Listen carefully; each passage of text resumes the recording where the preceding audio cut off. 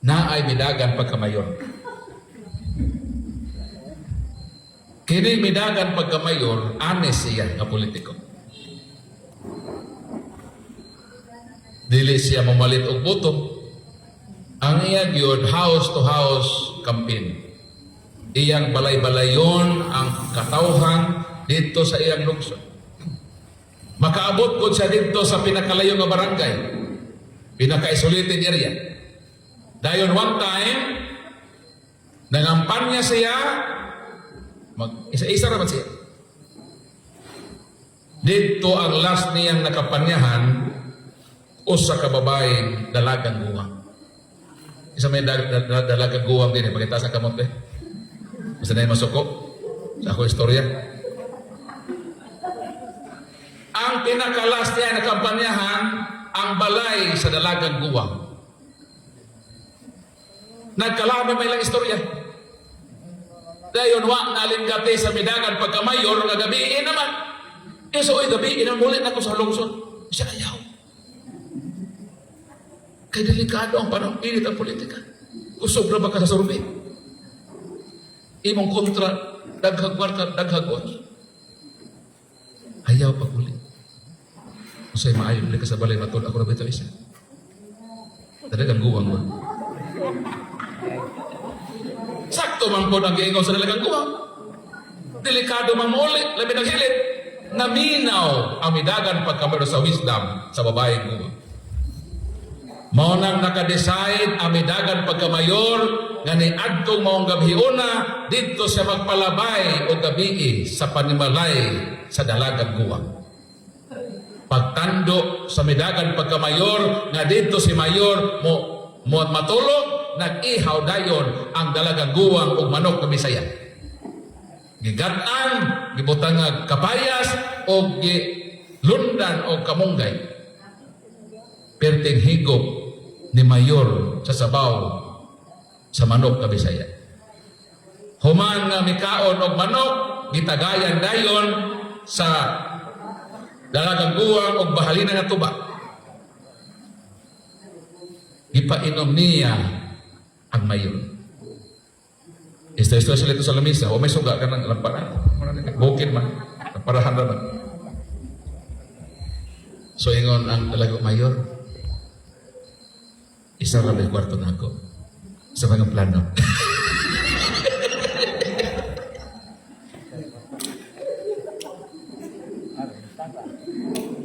Satanas.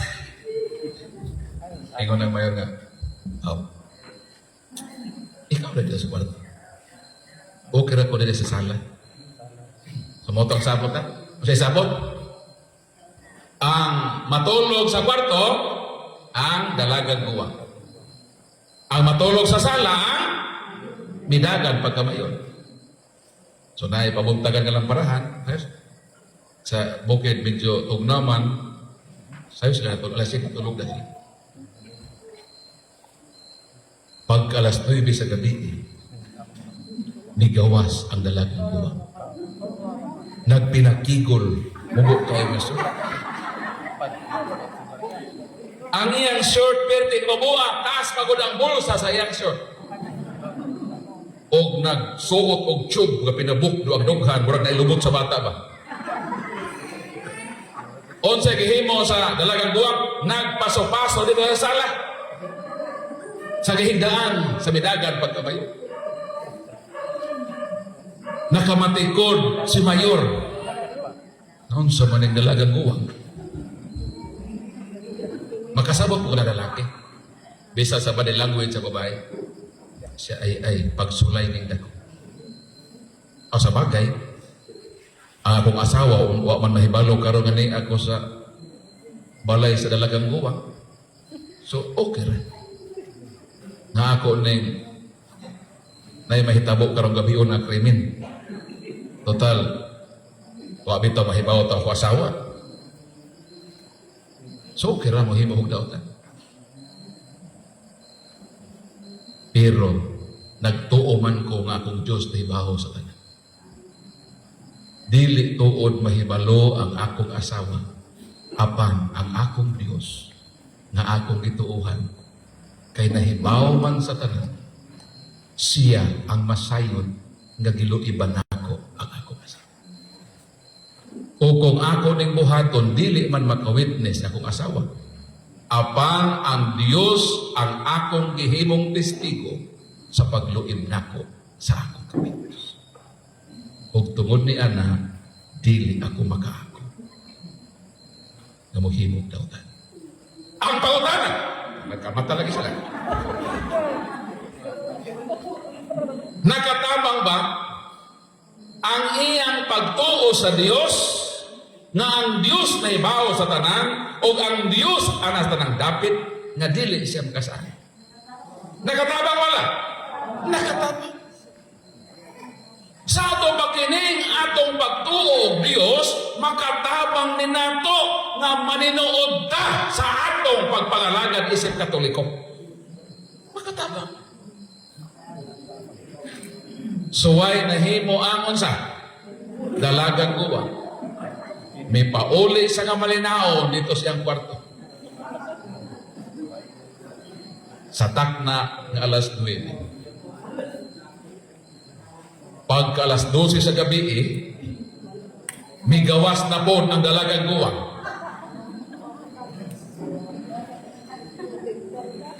Nagtibak na lang yun. O, nagbra na lang din siya datong pinabukdo, amorag bagol. Nagpaso-paso na po siya dito sa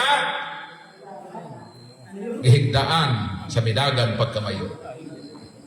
Buti pasabot, nagkahinam ang kagabion. Nagkaanam o kainit, taliwala sa bugnaw, kahuyuhoy sa hangin, ang mga panghitabo, nagkaanam o kahinam o nagkainit. Sayunan ka, nagsulog pinakilol, pinatibak na rin. So, sa may reaksyon sa milagan pagkamayon, siya nagkarindot naman na eksena ng gabiuna. Kung ako ning patula ni dalagang guwang, dili o dili lagi mahibalo ako asawa. Pero kung ako ning buhaton, dili mahibalo ang akong asawa. Apan ang akong Dios mahibao, o akong himuon ang Dios na testigo sa akong pagluib sa akong asawa na inosente karon natulog dito, apan ako sa iba. Tungod ni ini, dili ko makaako sa paghimo sa. Ang pagutana, nakatabang ba sa minagan pagkamayor ang iyang pagtuo sa Dios nga maninuod siya sa tinuod niyang relihiyon na Katoliko? Nakatabang. So why nahimo ang dalagang guwang? Misod na po siya nga malinaon dito sa iya kwarto. Sa takna to nga, unsa? Alas 12 sa kagabi. Pagkakadaw na sa alas 3, migawas na po ang dalagang guwang. Nagpugo na yung tanan. Wa na isaplot sa dibdib o dinhi siya. Ito bagan. Nagburlis na siya. Mauna na iyang katapusan. Nahunat. Nagpaso-paso na po dito sa sala. Ingon na po ang ready to fight na maganda. Wag lagi ko list din ready to fight na gano'n. Burlisting kinakon. Kung ako ng buhaton, again, dili lagi mahibaw sa asawa.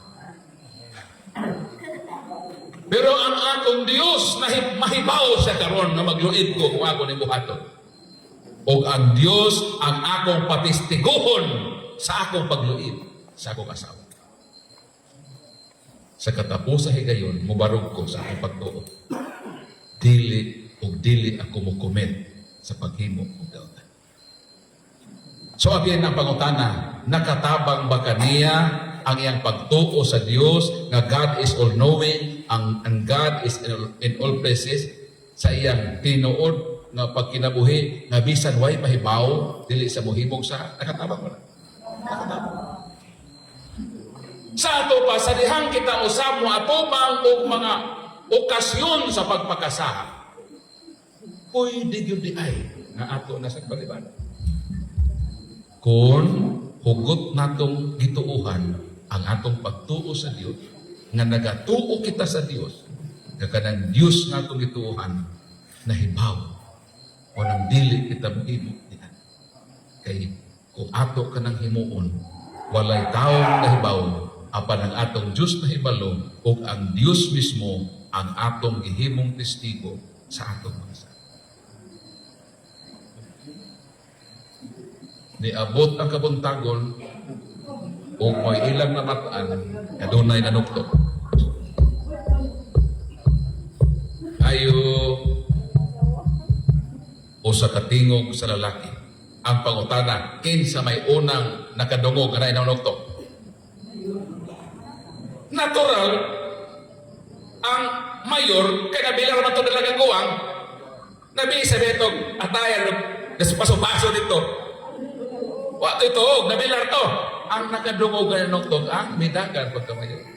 Itambo sa bintana nga, sa bukid ba? Natukuro ang bintana. Dumaw siya. Nakita niya nga naay lalaki. Lalaki nga naguyod ug anay. Kay ang trabaho di ay ni adtong dalagang guwang tigpahapal di ay sa iyang butakal. Nagpahabal ang taga-barangay dito sa bukid sa iyang butakal. Mao nang itok-tok sa mayor ang pultahan sa lagon. Sister, nakay bisita. Naguyod man na siya anay. So, migawas ang midag ato lang guwag. Kasi dong palihog lang dong ibutang na sa ag. Kanay mong anay bagi goyo ibutang na sa ag sa butakal. Kaya magtimpla pa kong kape ni mayor. Timpla sa kape nga nitin. Sinangag ba? Tapos iyang ihatag ang mayor while sa mayor naglingkod dito sa tambuanan sa bintana ato apo dito ang ad sa iyang butakal. So kuman magihatag ang kuan kining kape ni kanaog ang dalagang guwang dito sa iyang ad kay iyang asisan ang iyang butakal aron mahitabo gyud ang habal.